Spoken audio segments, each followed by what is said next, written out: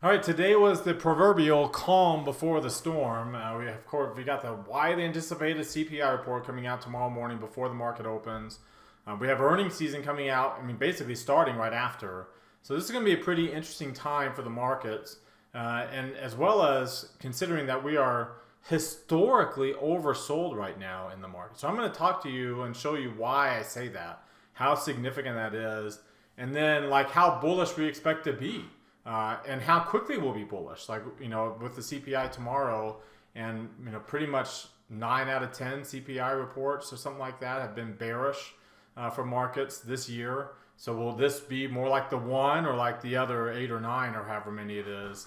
We're going to talk about just how quickly we'll be bearish, how much and how long we'll be bullish, and then what will happen after that. Will we change the trend? Will we go lower? How far? Like where? I'm going to break all that down. Again, the historic nature of this decline, I'm going to break that down as well in today's, and put it in light of previous bear markets that we're all becoming very accustomed with over the last so many months. We're also going to talk about what's driving the price action. Again, very little, but there are some big movers. In fact, especially in the sectors, there's some really big movers. Some kind of head scratchers too as to why they're moving as much as they are and what direction they are. So I'm going to break that down. And then our trade idea is a very common one that we've been doing a lot of lately. And you'll see why we'll do it again today. So let's go ahead and get started. Today is Wednesday, October the 12th, 2022. This is the market outlook from marketscholars.com. My name is David Settle. Before we get started, I invite you to subscribe to our YouTube channel with this icon here in the bottom right corner of your screen, or the subscribe button down below. Hit the thumbs up icon down there to like our video. Comment on anything that stood out to you today. Join our website at marketscholars.com with that link up there. Follow me on Twitter for more content between the videos from day to day, and join our Market Outlook Facebook group that we've created. All right, if you're watching us here on our blog, check out these things over here on the right, including our Market Outlook live video. Come down here to the bottom, click that heart. We got the 88 likes, so we dropped down. We had 3 days in a row of 100 likes or more, at least in my videos in a row. Brandon typically always gets it, but I normally don't. So we're back down below 88. So if you can click that like button, again, you just click that heart. It opens up this tab. Hit that like button. Same thing with that thumbs up. Hit that like button as well. Again, that really helps us get our content out to all the people that follow us on those social media platforms because of the engagements that they're getting. All right. Also, I wanted to just to let everybody know that the thanks button came on. For some odd reason, YouTube kind of updated something on their end and it took this off. So I got this put back on there. Again, those of you who have helped us out in the past, we appreciate that. Again, this kind of lets us know, how much you value. If you value our videos that we do here for free, anything like this would be appreciated. There, just click whatever price you'd like to tip us and then hit that buy and send button there. All right, let's take a look at the S&P 500 with the market forecast indicator. As you can see, we got another cluster. This is the 10th cluster that we've gotten on this current intermediate decline. There's only been 3 times that we've had this kind of cluster, this length of clusters of 10 or more. The other 2 were 1982 and 1974. So, I talked to you before about like this fake out pattern that we had right here, where we broke up above resistance. It was kind of more in this area here, kind of a little bit of a, right here we kind of broke through some resistance here, some old highs with that gap, kind of a breakaway type gap pattern there. And then with this move at the time, you can see if I move this brown line over to where the low was at the time. So right there. You can see that later we eventually got through that 50% retracement. A lot of people made a big fuss about that, about how we never go back down after we break the 50% line of these corrective moves.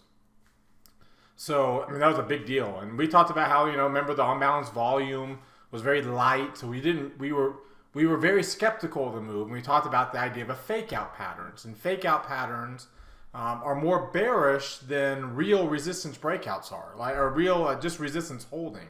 So had we just held here at this 23% retracement and that 50% line, had we just held resistance there and rolled over, then that would have been bearish, but not nearly as bearish as when you get through it. Because what happens when you get through it, and you get a lot of people tweeting that we never go back down after you break the 50% mark, then you suck in a lot of people. And that ends up being more bearish than just resistance holding.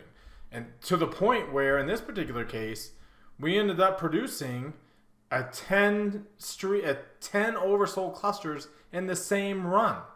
So that is insanely rare. Again, only 3 times since 1958, since the index became a 500 stock index. 3 times. And the last one was 40 years ago. Was when we had, it was at the end, we were below the 200-week moving average. It was at the end of a prolongated bear market. Well more than 9 months that we're on right now. So it kind of gives you an idea, like, again, just how bearish this move has been. And again, just how bad of a fake out that was. Fake outs are bad. They are either really bullish if it's a fake out to the downside, or they're really bearish if it's a fake out to the upside.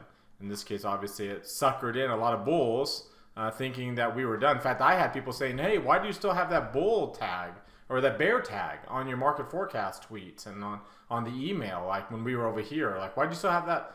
Because I wasn't bullish, right? I still was bear. I was still leaning towards that being a fake out because of what I was telling you then, was that the unbalanced volume was nowhere near where it needed to be, right? For this peak, you can see where the unbalanced volume was. Again, just going all the way back over here, because we had broken through that high on May the 4th. So that peak right there, if you look at my cursor, all the way to the right to where that August peak was, we were nowhere near those levels. And again, money flow normalizes the unbalanced volume for the price of the index. Of course, when the price goes down or goes up, you're going to get changes in volume. So this normalizes it by that price. So we should be up there. And you can see how when we're declining to new lows, we are much lower. There is a lot more volume on these declines. Even right now, there's a lot more volume now. We're just slightly lower than the low that we had a week ago. And the unbalanced volume definitely confirms that bearishness. So we are continuing to be more bearish to the downside than we are bullish to the upside. And we've been faked out now twice. This was the first fake out pattern where we gapped up there. Remember, this was I don't know if it was the 28th or the 29th that Kramer came out famously and said that the bear market is over with. Looks like it was Friday. Let's see here.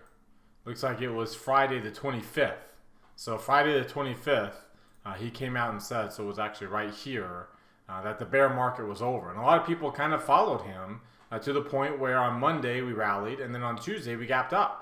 And broke through the previous highs.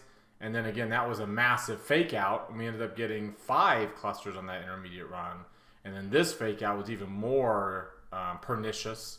And we ended up with, like I said, a historic decline in terms of the amount of oversold. In fact, we are also producing a rare double cluster on the weekly chart. Now, again, the week's not over with. So, we get a really strong rally coming out of CPI tomorrow. But we might not get a cluster. In fact, I don't know, we probably still will. We're still pretty far below the 20th percentile. But your momentum is extremely low. Your near-term line is below the 8th percentile. I mean, to kind of give you an idea of just how low that is, let me go back to 1958. There's been a lot of going back to 1958s here lately, just because how crazy this market has been. But you go back to 1958, let me zoom in. Let's look at all the times that the green line's gotten below the blue line, which is where we're at. We're basically below the 8th percentile. Here, let's go to where we're at right now. How far down, how many times the intermediate line, the green line, has gotten down to where we're at right now. So once, at the in fact, it didn't even get this low. This is lower now. We are lower now. Again, the week's not over with, so we might not be by Friday. But as of right now, we are lower than the lowest levels of the great financial crisis on the weekly intermediate line. I mean, chew on that for a minute. That is insane.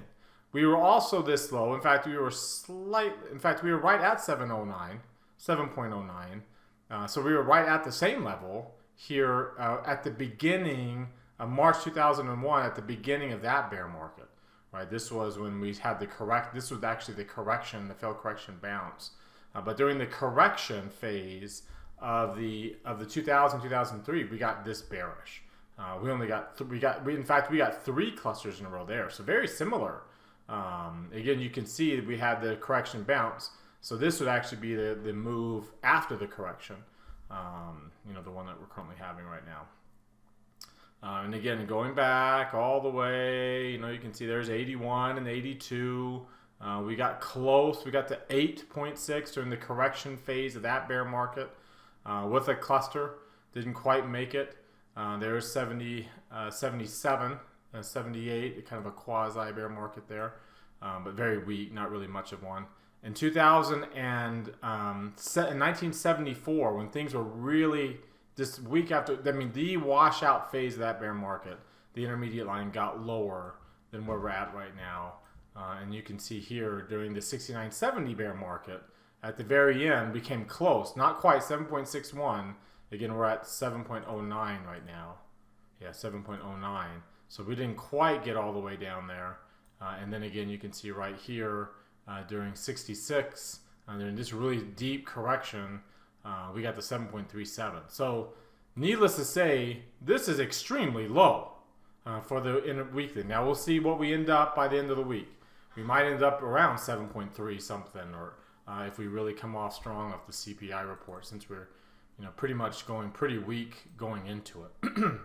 So there's your market forecast discussion. Of course, when you look at like the NASDAQ, well, this is the third week in a row of a bearish cluster that we're most likely going to finish with.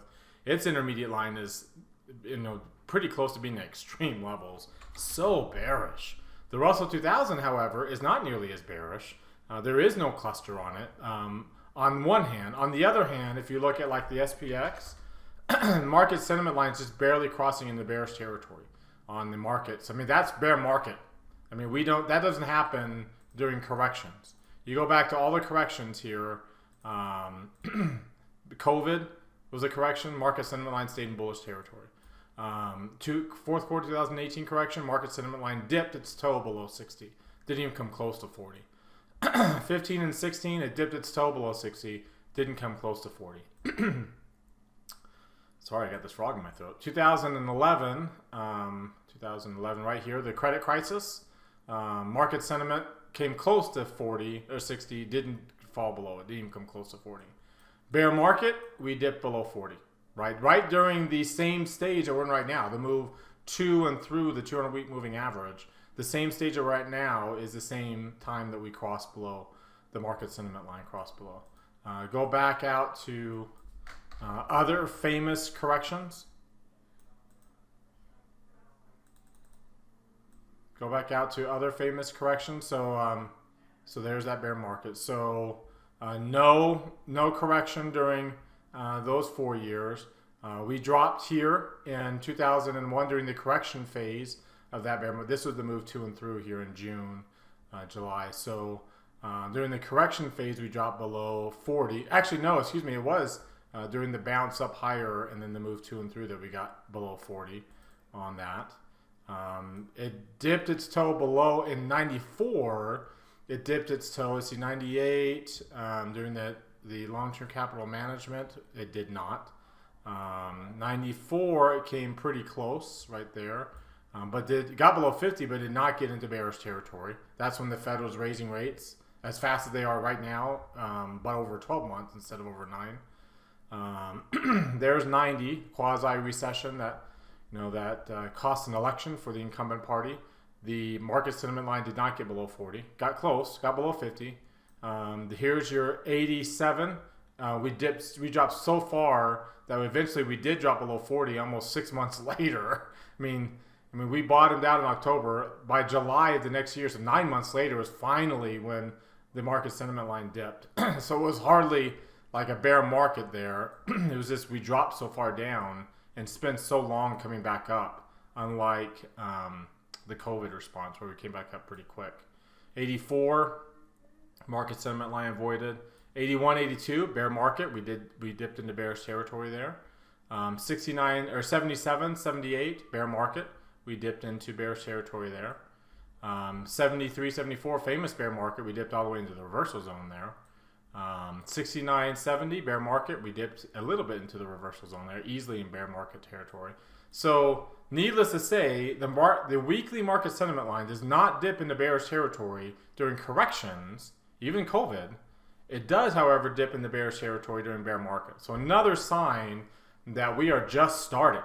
a bear market here. Now again, it's when you consider we're at the 200-week moving average, which means we are at the average price of the last 4 years. If you went back over the last 4 years and you averaged all the prices for the S&P, we are right on the average price for the last 5 years when you look at it here. So it's kind of hard to say, oh, we're in a bear market. How can you be in a bear market when over the last 4 years, here, let me just change this to the 200-week moving average, simple. How can you be in a bear market when you're sitting at the average price, 0.7% below, at the average price of the last 4 years? This isn't a bear. If you're sitting at the average, don't you kind of think about that word. Like, don't you have to be below an average for you to be in a bear market? Especially kind of, a typical average, like 200 weeks. Like, don't you have to be below the average? All the other bear markets were. And then there was a few corrections where we also did, but they were rapidly changing. We spent 1 week, and 3 weeks later we were right back above it. So just 1 week down, 3 weeks later back above. So it's pretty rare to get below the average price in a correction. And then when we do, it's very temporary, like 1 week. But when you're in a bear market, you get below it and you stay below it. That's a bear market. You think about that term, like, are we in a bear market? No. We were just so far above the average price. We are 45% above the average price that we've essentially come back to average. That's all we've done this year is we've come back to average. It seems so painful because we allowed ourselves to get so diluted with how extremely bullish the market was, being 45% above the average price of the past 4 years. You think about that when you consider how rare that is. There's only been a couple other times, again, since 1958, that it's been that bullish, the late 90s, 1987, right before Black Monday. Those are the only other 2 times we've been that bullish, that far above the 200-week moving average, the average price of the last 4 years. So when you're 45% above the average price of the past 4 years, let me just show you what that looks like. I think it was January the 4th where we peaked this year. Let's go to January the 4th of 4 years. So 18. Making sure I get it right here. So there's the average price right there of the last 4 years, going up to the beginning of this year, and that's how far up above what we are, right? So it's kind of hard to say we're in a bear market if you were just so insanely bullish to the tune of rare that we're that high, that we've essentially just come back down the average. That's what we've done. We have come back down to average this year. And yes, it's been painful, but only because of how high you were above it. We weren't this far above it with COVID, that was still a pretty high level regardless. In fact, if you look at how far above we were prior to COVID here in basically 29%, we were 29% above it prior to COVID. To kind of give you an idea of just how rare that was, and and one reason why it was as painful as it was. Here, let's go. Maybe see what it was again here. It was 29%. So let me move this line to 29%. Okay, so this is how rare it is. Like, again, in 14 and 15 during QE3, we got further above it than where we were pre-COVID. 2018 we went parabolic in the first quarter of 2018. We were briefly above 29%. We weren't above it in between these 2 bear markets. Of course, the late 90s were insane. 1987, I told you, was the other 2. Those are the 2 times we were 60% above it there. That's why we fell so hard. And that's why it wasn't a bear market, because you just fell to the average price. We can't get deluded into thinking that it's normal to be 60% above or even 30% above. As you can see, it's rare to even be 30% above. You can see that's how far above we got before the bear market of 81, 82 started. That's how far above we got in 83 before that weakness, that kind of corrective move started in 84.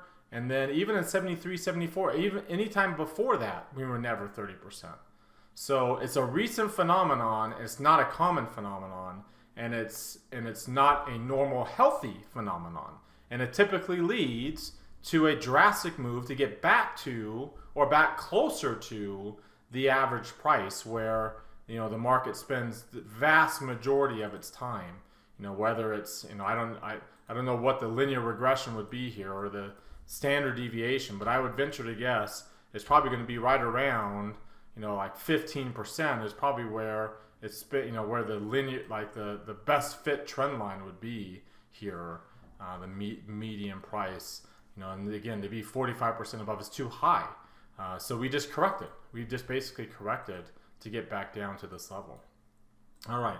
Looking at this weekly chart, you can see we're maintaining bearishness. We got a higher close last week, and we've already closed back down below the prior week's close. So scratch that reversal. We had the potential for a reversal here. Scratch that because we have reversed. We've gone down. Now again, the week's not over with, so we might actually finish higher again. So keep that in mind that the week's not over with. We are, 6%. That gap's getting bigger.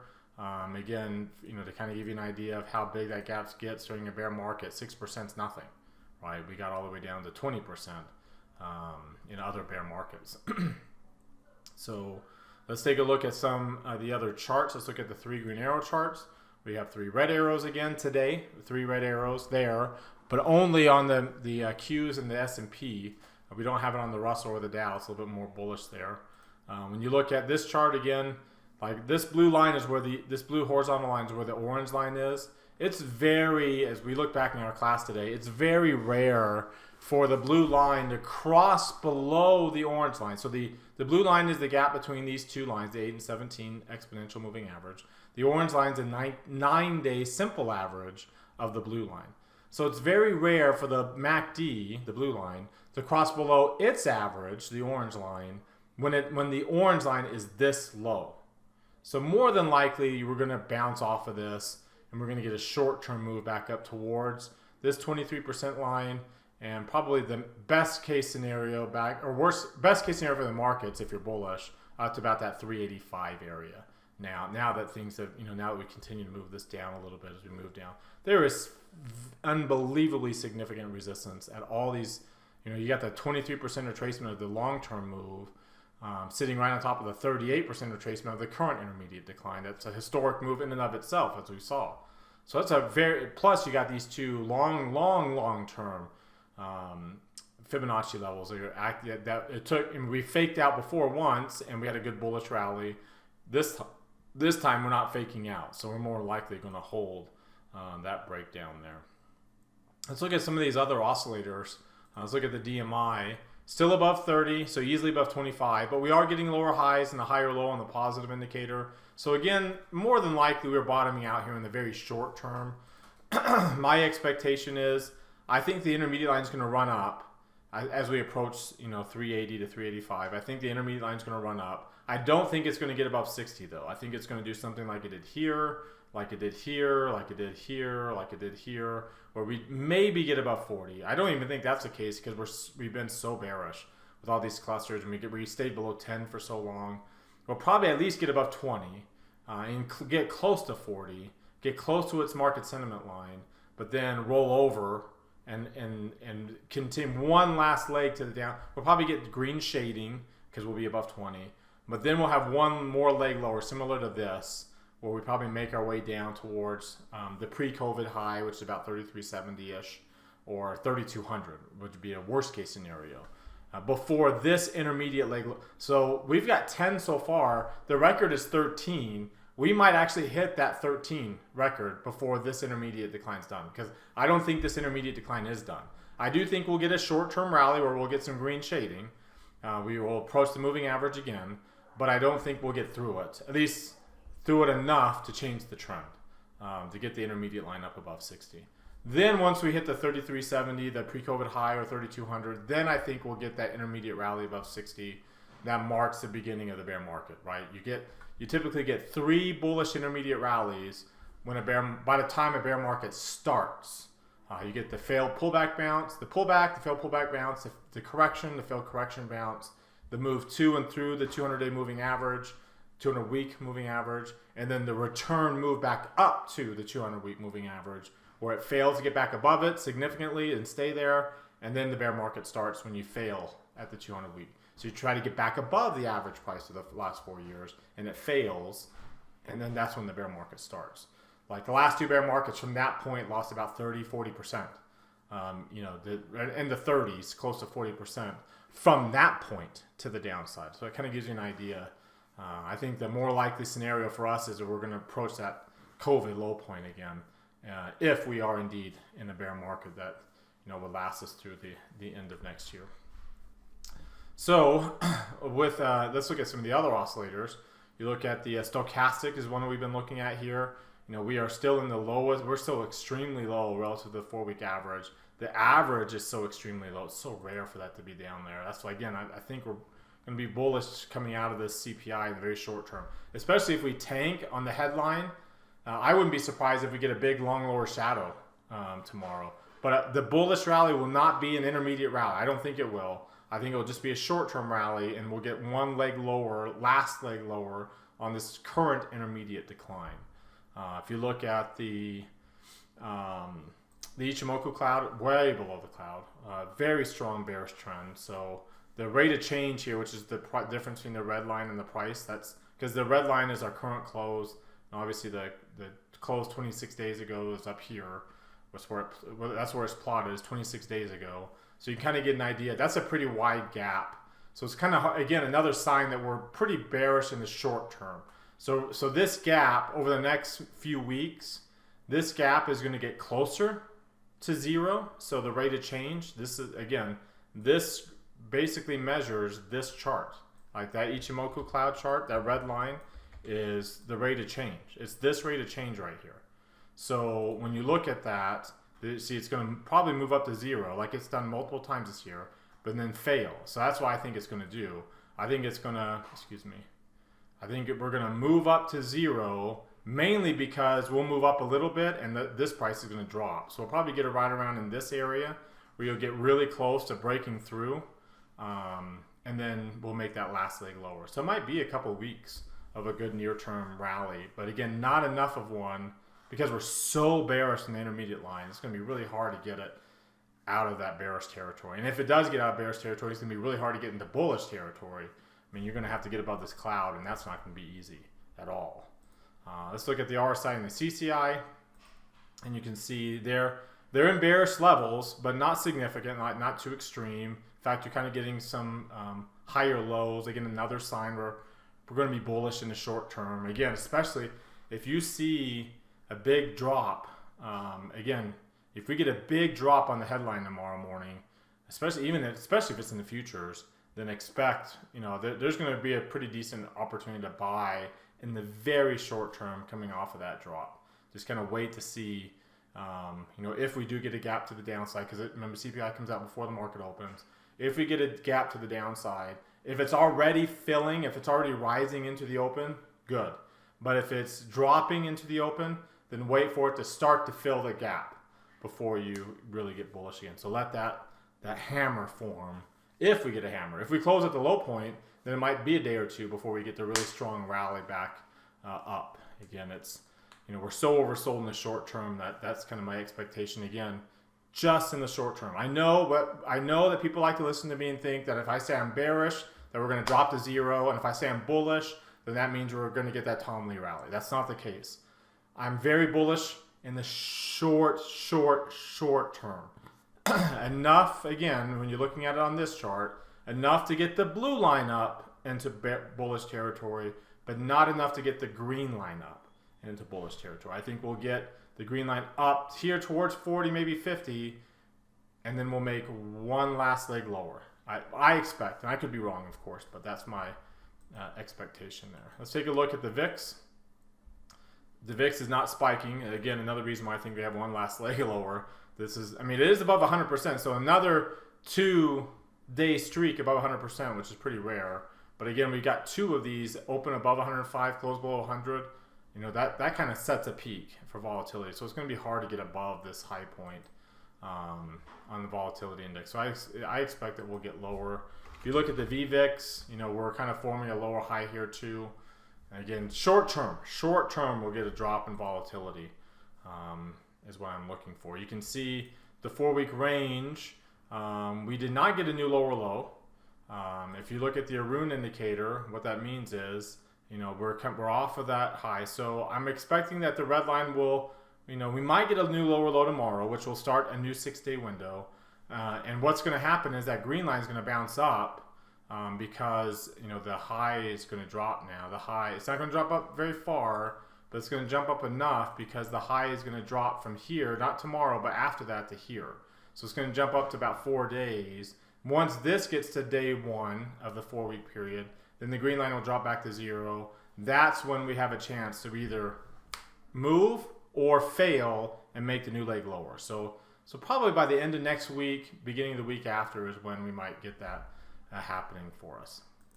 All right, now let's take a look at the asset performance. And let's go to the asset class comparison chart. And let's just go to today. So October the 12th, and we'll go here to like a 2-minute chart or so. Okay, bonds and gold were the biggest movers to the upside. Real estate is just getting hammered, continues to get hammered. But bonds and gold, bonds have not been a good bullish mover. But again, we're really regardless, it's only 0.5%. So we didn't get really anything moving outside of a 0.5% up or down except for real estate. And real estate is just really struggling here. If you go back to the last 5 days, let's see here, right here.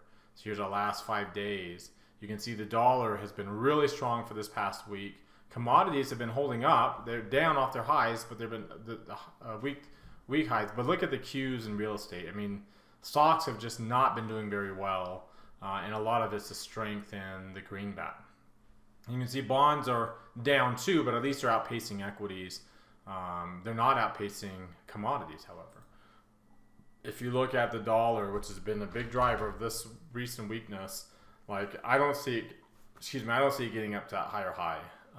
Bonds are trying to figure out their own low point.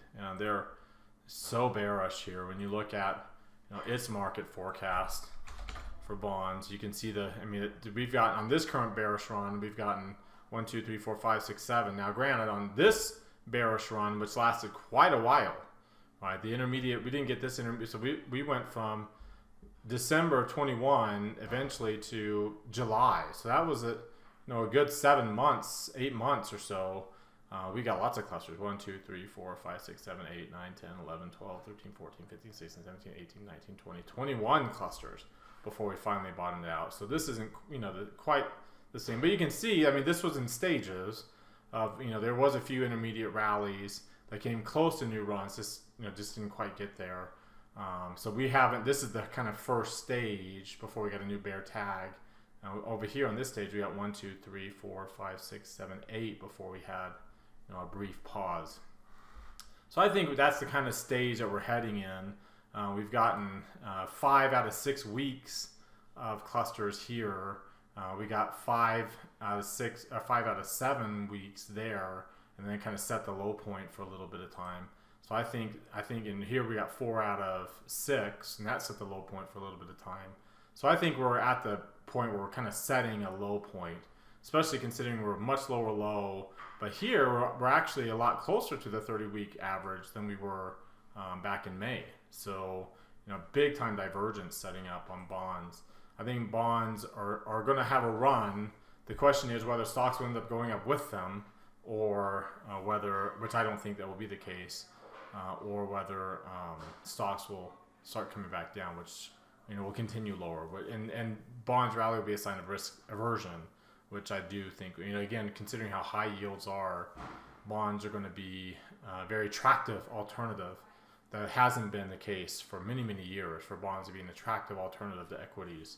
Obviously not in an inflationary environment, but if you think inflation is at least moderating, I don't think it's peaking and dropping, but I do think it's moderating at the very least, because the Fed's raising rates as fast as they are.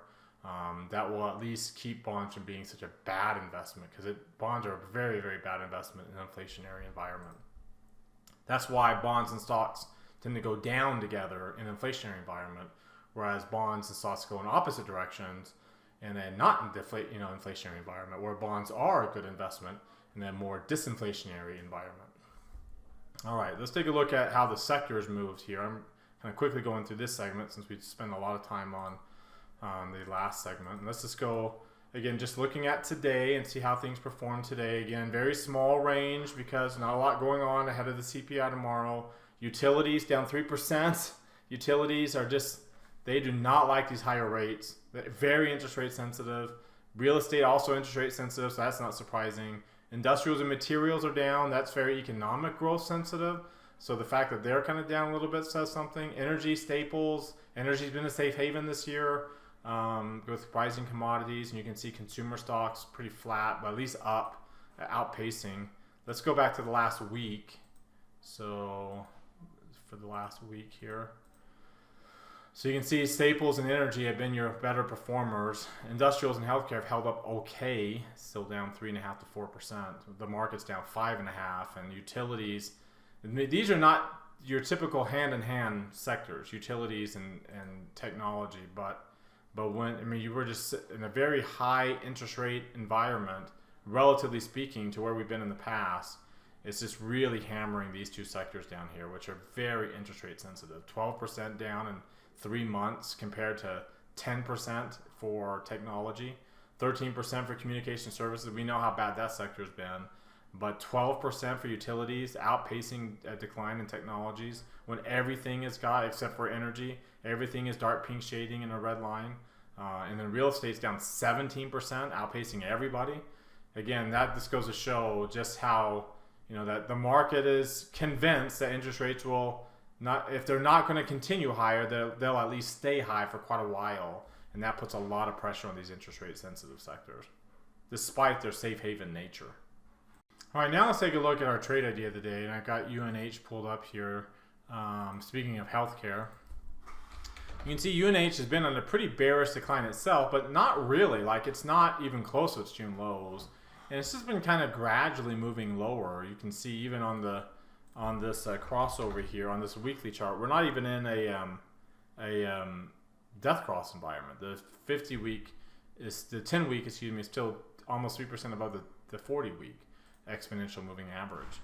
When you look at its 3 green arrows, of course, you do have 3 red arrows currently. When you look at, break those indicators out, you can see we're basically sitting right at the 200-day moving average, which has been a pretty decent support. Now it's been kind of converging. So we've been, the lines are getting a lot closer to each other now. All the lines are kind of sitting right on top of each other. But you also see we're sitting right at that point of control. We're sitting right, kind of in the lowest quartile, but not so bad. The value, we've been at the higher end of the value area, a little bit above it for some time. And now we're kind of into it, and we're sitting right at the point of control, centered right in the middle of the value area. So very neutral from that perspective. If you look at its DMI chart, it's got a very neutral pattern. Nothing's above 25, neither the positive or the negative indicator. We've been in the cloud for quite a while. We're a little bit below the cloud. The red line's a little bit below the price, but there's no trend going on right now. If you look at the RSI and the CCI, they're at the low end of neutral levels, right sitting on 40, not quite getting significantly below 40, a little bit below, just sitting kind of right at minus 100.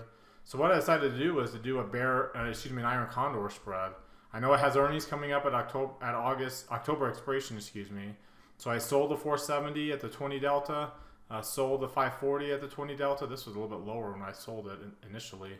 And then bought the 460 and the 550. So that $10 wide spread keeps my risk down below $1,000 because $1,000 is my normal risk. So I've got 2/3, a little less than 2/3 of my normal risk to go for a little bit more than what I get on a return on a normal risk. So that's what I like to see on the earnings announcement. I like to get decent return for less risk than normal because of the risk involved in a trade that's got an earnings announcement coming up. All right, well, that does it for today. You've heard from me now. Now I want to hear from you. Use that link popping out in the top right corner of your screen. That takes you to our Market Outlook forums. Open up any new thread with any questions or comments you have. Reply to anybody else's thread. And let's keep this conversation going in between videos. Again, thank you very much for watching. Remember to subscribe to our YouTube channel. Hit that thumbs up icon. Comment on the video. Subscribe to us at MarketScholars.com for free, like I showed you earlier. And like us on Twitter and Facebook as well. Have a great rest of your Wednesday night, everybody, and we'll see you all next time.